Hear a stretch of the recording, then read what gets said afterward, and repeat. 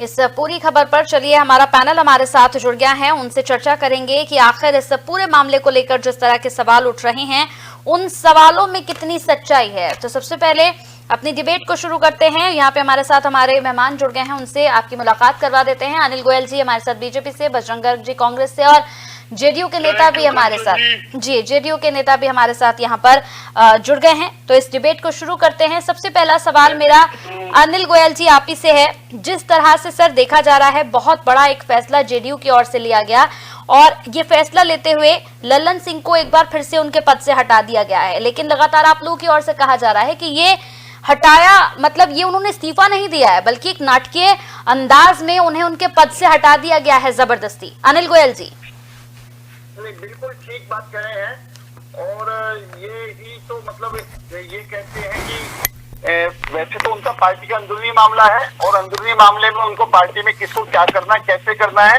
लेकिन ये अगर ऊपरी तौर से देखा जाए तो उनको वाकई में हटाने वाली बात है और ये इनके आंतरिक कलह साफ दिखाई दे रहा है कि इसके अंदर बहुत बड़ा पार्टी के अंदर कलह है और पार्टी अनिश्चितता के दौर से गुजर रही है और नीतीश जी का जो ट्रैक रहा है कि वो स्थिर नहीं है कहीं भी। उनका कब रात में क्या डिसीजन ले लें, कैसे बदल जाए वो सब ऐसे समय के अंदर है।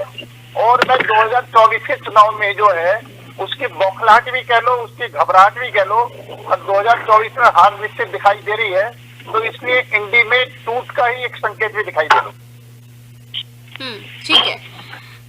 ठीक है।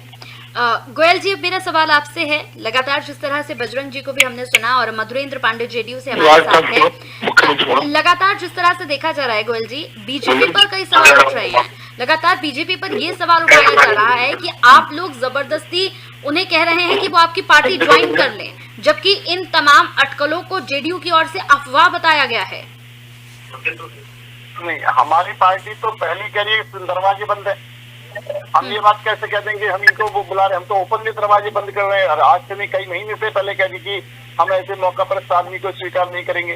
और जहां तक मेरे बजरंग भाई कह रहे थे वो तो मैंने खुद कहा इनका पार्टी का अंदरूनी मामला है, किसको बनाए किसको नहीं बनाए, लेकिन जो चीजें घटनाक्रम दिखाई दे रहा है उससे बेचैनी दिखाई दे रही है, इसके अंदर कोई दो राय नहीं है।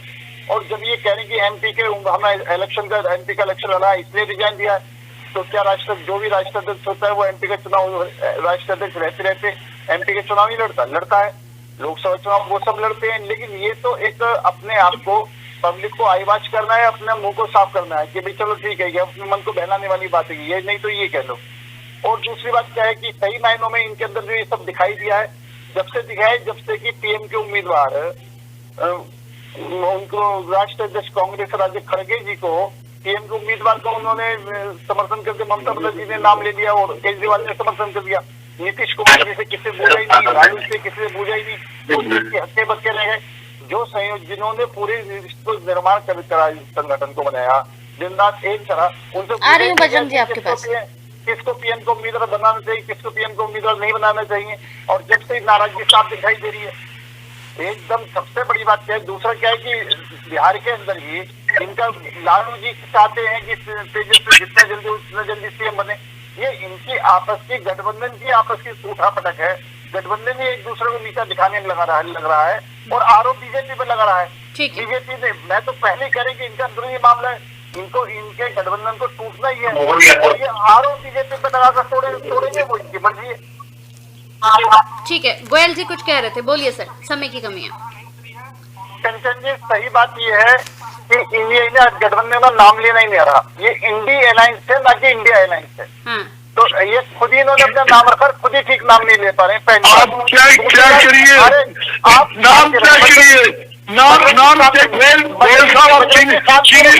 आप सीनियर नेता हो, आपका अंदर करता हूँ, मतलब आपने जो नाम किया है आप पूरा नाम पढ़िए, आप नाम पढ़ोगे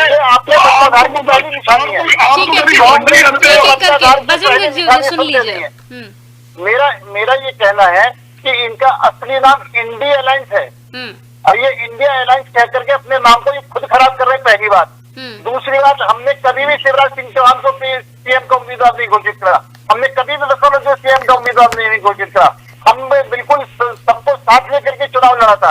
और ये पार्टी कार्यकर्ता पर आधारित पार्टी है, ये परिवार पर आधारित पार्टी नहीं है। कि परिवार का आदमी बनेगा, परिवार के आदमी की चर्चा नहीं करेंगे, परिवार के आदमी के साथ ही देश की सोचेंगे। हम परिवार के भले की सोचते हैं और हम सब में जो है भारत के भले की सोचते हैं। ठीक है, भारत का कैसे छोटा सा रिएक्शन। ठीक है, ठीक है, हाँ बजरंग जी छोटा सा रिएक्शन। किसने कहा? देखिए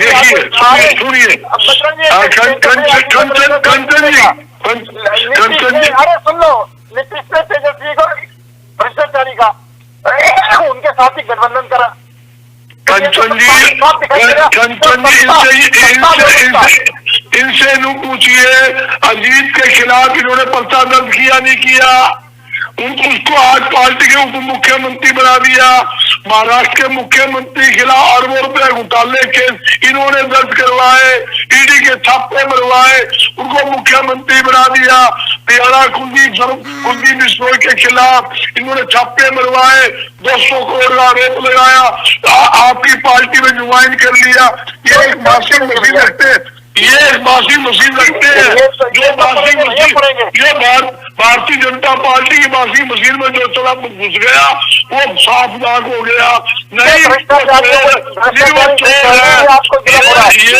बहरहाल जो भी है ये एक बड़ा फेरबदल इस और इशारा कर रहा है कि भाई तमाम पार्टियों ने जो है वो लोकसभा की तैयारियां अपनी शुरू कर दी हैं और अपनी पार्टी को किस तरह मजबूत करें इस और अपने कदम बढ़ाने शुरू कर दिए हैं। बहुत बहुत शुक्रिया आप सभी लोग।